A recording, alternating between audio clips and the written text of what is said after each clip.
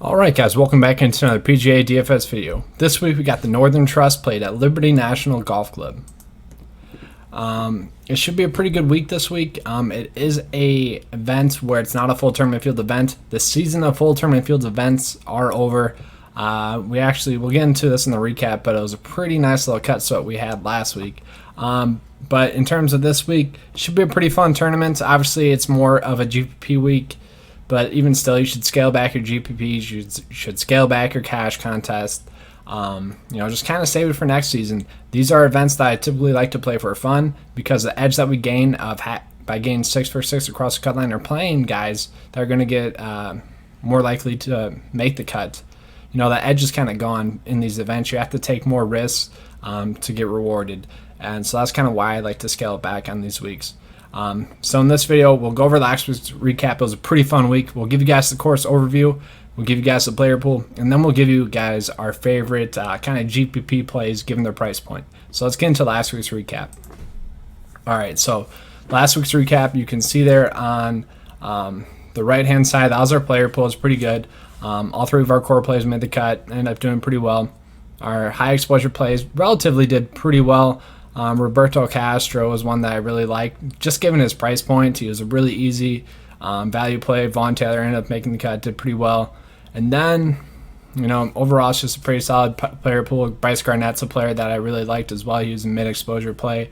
But talking over the cash build here, this is one I want to touch on because we had a cut sweat after, I think it was Thursday. I think we only had like 3 players making the cut. And then after Thursday, we ended up having 5 out of 6 across the cut line. It was, kind of close there.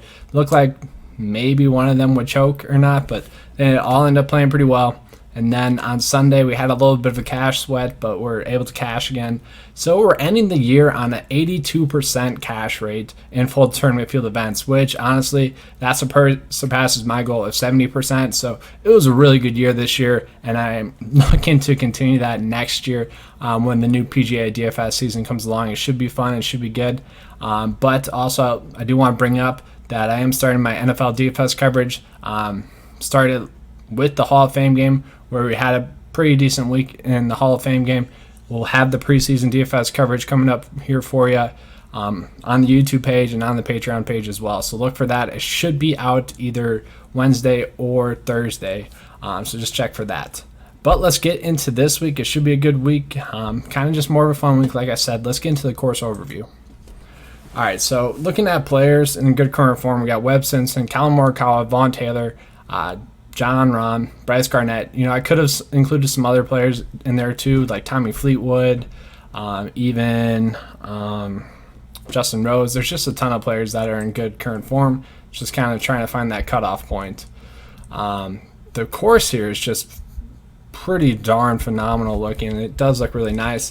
The stats that we're going to be looking at are going to be strokes gained total, ball striking, par 5 scoring, total driving, then also bogey avoidance and driving accuracy. And as always, I do like to look at strokes gained putting, so we'll be looking at that as well. Course fits here. These are kind of just the players that are really good stat fits. I'm not sure how much exposure I'm going to have to these guys, but I do think players like Brooks Koepka, Gary Woodland do set up really well for this course. All right, let's get into the player pool.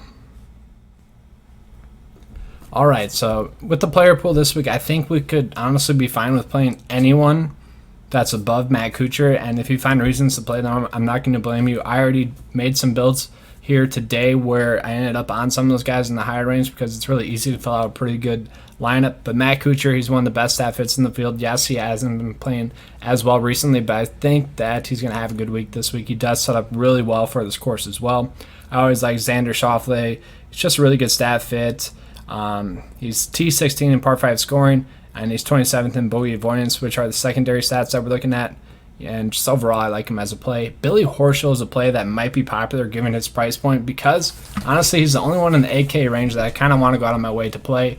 He typically does well in the FedEx Cup, and honestly, he's just been playing really well recently. I like the way his game's been trending upwards, and overall, he's one of those guys that just does really well, especially in those secondary stats that we're looking at. He's a great putter, pretty decent at driving accuracy and bogey avoidance, 32nd in strokes gained total. He's just one of those guys that, is going to make the cut. pretty much. And I know it's a field of 125, so we don't have to stress that as much, but I still do like him as a play. Gary Woodland, once again, he's just a really good stat fit for this course. Now, he hasn't been playing good at all recently, but let's look at his stats. So he's 17th in the long iron range, which is 200 and plus, which I think could be a factor this week. He is second in par 5 scoring, second in total driving, 8th in ball striking, 21st in strokes gained total. He's 12th in strokes gained off the tee, and he's not the best at bogey avoidance or driving accuracy, only like average of 75 at those, but still, I think he makes for a great GPP play when I play him in cash. Now, Rory Sabatini, he's a guy who's just been playing well this whole year, and overall, he's a pretty decent stat fit as well. Once again, he's more good at those secondary stats, so if we're not looking at total driving, ball striking, he's pretty good. 34th in strokes gained total, 58th in strokes gained putting, 34th in bogey avoidance, and 54th in driving accuracy. Now, if I'm going to be playing Billy Horschel, I'm going to be playing Brent Snedeker. I've been saying this the whole year. They're pretty much the same play, honestly. So if I'm playing Billy Horschel, I might as well just take the discount and play Brent Snedeker, who's significantly cheaper. They're pretty much just cut makers that can pop on any given week. So Chez Reavie, this is a course that he should play well at, where driving accuracy does matter somewhat. He is first in that. We saw him play well at the U.S. Open, and he hasn't played well really since then, but overall, he's not a bad play. 47th in total driving, 36th in ball striking, 27th in strokes gained total, and he's 74th in bogey avoidance. So overall, I don't mind him as a GPP play. As you guys can see here, I kind of try to make stands here early on in the player pool, and then kind of in the 7K range, there's a bunch of pretty solid plays, like Charles Howell, who's not the best at that long iron, 100 or 200 and plus out. He's 104th in that, but after that, he's a really good stat fit. T44 in par 5 scoring, T9 in total driving, 4th in ball striking, 23rd in strokes gained total, 34th in strokes gained putting, 54th off the tee, and 2nd in bogey avoidance, which I really do like. And then we got Sungjae Im here, who is just one of the best stat fits in the field. The only worry with Sungjae Im is he hasn't really performed well in events where we have the high tier caliber players in it. So we've seen him struggle at all the majors. So that is one worry, but I do think he'll come out and have a good week at this course this week.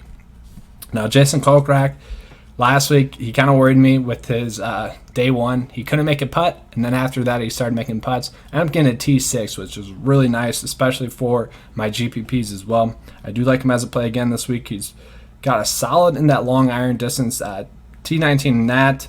He's 15th in strokes gained off the tee, 15th in ball striking, T5, and total driving. Now, once again, I like Scott Piercy. I pretty much liked him the whole week or the whole year now. He's been the most played player of 9-to-5 Nation, and he's just a really good stat fit once again, so I do like him as a play.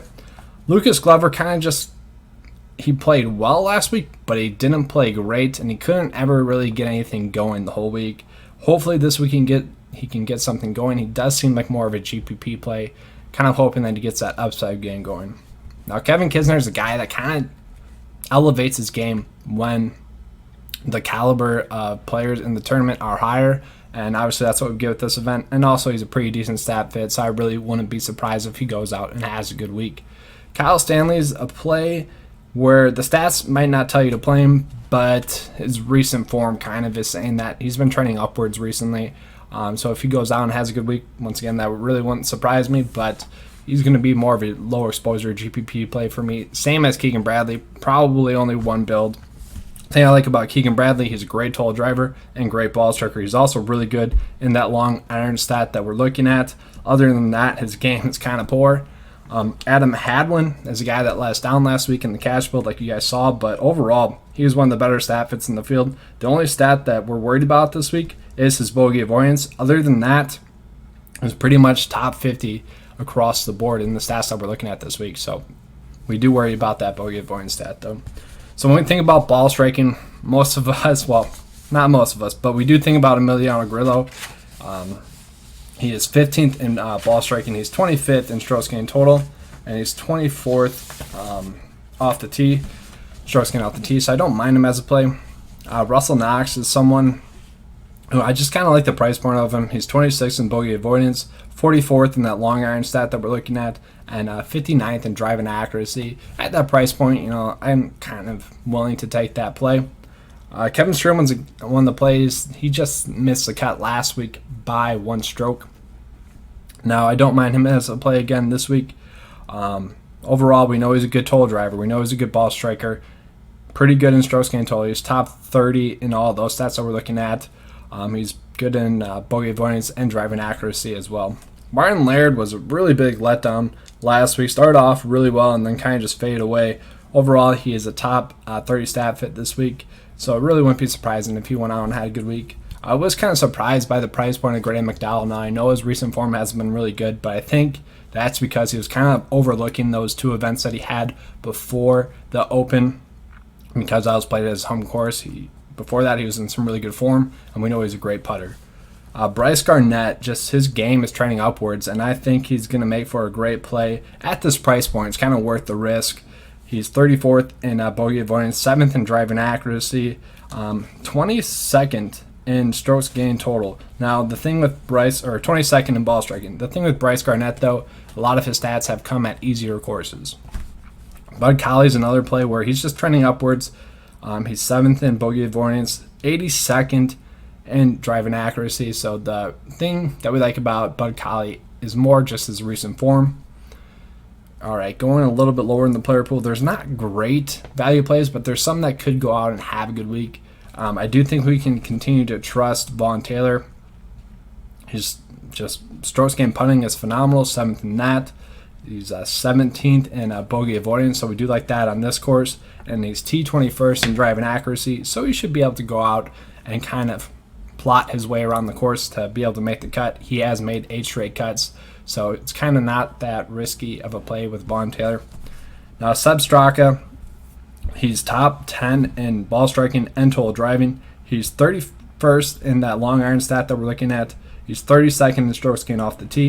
And then other than that, the stats aren't really that good, but obviously those stats are kind of telling us that he could have a good week.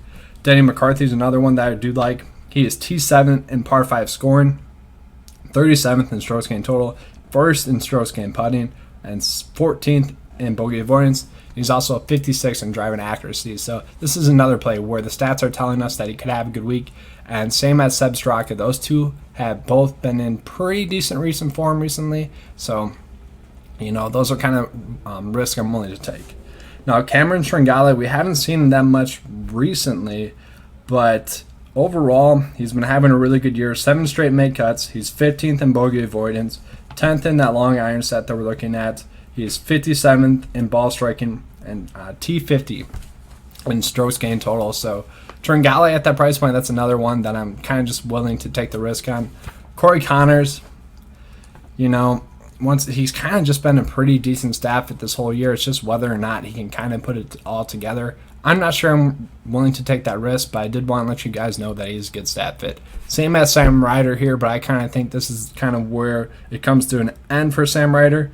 He is one of the better stat fits in the field, though, top 40 in the field. And we'll be having a little bit of exposure to him. And same thing for Roger Sloan here. He's just been playing some really good golf, so I kind of just thought I would mention that. Given his recent form, he does seem like a decent play at that price point. You can maybe find a way to play him if you're trying to fit a bunch of studs into your builds, which won't be a horrible strategy this week. So just trying to finish out the build here, kind of give you guys an example. So this is what I mean where I ended up on, just high tier options and price ranges where I don't mind paying up for them. They're all going to be good plays this week. All right, so breaking down our favorite GPP plays this week. And let's start off here with Matt Kuchar. Now, Matt Kuchar is definitely more of a safer play. But once again, I still like his price point. The whole year, he's kind of been priced down from what he should be. He's a really good stat fit, top 5 this week. And, he hasn't been the best recent form, but honestly, Matt Kuchar has just been a value this whole year. And I'm just kind of going to stick with it. If he was 10K, I would maybe think about it, which honestly, I don't know why Justin Thomas is priced above Tim Webster and Ricky Fowler. I get why Tommy Fleetwood would be, but we're getting Matt Kuchar at a nice little value here this week, so I do like him. as a play. Let's get into the stats a little bit more. So Matt Kuchar, his only bad stat is his long iron length, that 200 plus. He's not in the top 150 in that, but other than that, he's T4 in par 5 scoring, 45th in total driving, 17th in ball striking, 13th in strokes gained total, 36th in strokes gained putting, T3 in bogey avoidance, and 23rd in driving accuracy. Okay, those are all really good stats, so I think Matt Kuchar is going to be able to have a good week. And maybe it was just kind of looking past those last few events because they didn't really matter too much. Maybe he can go out and have a good week this week. All right, the next play I want to bring up is going to be Sungjae Im. I touched on it a little bit in the video. All right, so the next play I want to touch on is going to be Sungjae Im here. So Sungjae Im, just a really good stat. We'll go over it here. So he's 58th in that long iron stat, T11 in par 5 scoring, T23 in total driving, 26th in ball striking, 22nd in strokes gained total, 47th in strokes gained putting, 25th in strokes gained off the tee, 13th in bogey avoidance, and 55th in driving accuracy. So obviously it's just a phenomenal stat fit. The only thing that's holding him back is his performance in these high caliber fields. You know, he's kind of played in some easier events, especially recently. I don't think we should hold that against him though. I do think he'll be able to have a good week. He does make for one of the better GPP plays this week. All right, so the next one probably should have been obvious for most of the people that have been watching these videos. Probably the most talked about player in this section of the videos for me this whole year, but he's just a really good stat fit. 44th in that par 5 scoring, 34th in total driving, 11th in ball striking, 36th in strokes gained total, 82nd in strokes gained putting, which isn't the best, but he continues to be relatively decent in that, so it's not a worry, but it's not a bonus. 43rd in strokes gained off the tee, 9th in bogey avoidance, so we really like that. And then he's 32nd in driving accuracy. His recent form has been, fine. He did have that one miscut mixed in there 4 events ago, but other than that, pretty decent. And then the last one going to be Bryce Garnett. So I kind of touched on it a little bit in the video as well. I just really like the price point. I like the way that his game's been trending upwards. He is a top 30 stat fit in the field this week, which really not too bad given the field. I do wish he was honestly a little bit cheaper. Price point isn't the greatest, but it's not the worst. We'll get into the stats a little bit. I know I touched on the video already, but 22nd in ball striking, T49 in total driving, 51st in strokes gained off the tee, 34th in bogey avoidance, and 7th in driving accuracy. So, relatively decent stats. He should be able to go out and make the cut. Maybe he can pop and have some decent upside. All right, that's all I have for you guys this week. I will not be going live tomorrow on Wednesday because I'll be posting my preseason DFS Week 1 player pool video, so look for that. It should be a good one. If you guys are interested in joining the Patreon page for that, check it out. It'll be in the link in the description of that video. All right, hope you guys enjoyed the video. Please give me a like and subscribe if you did, and as always, let's keep cashing.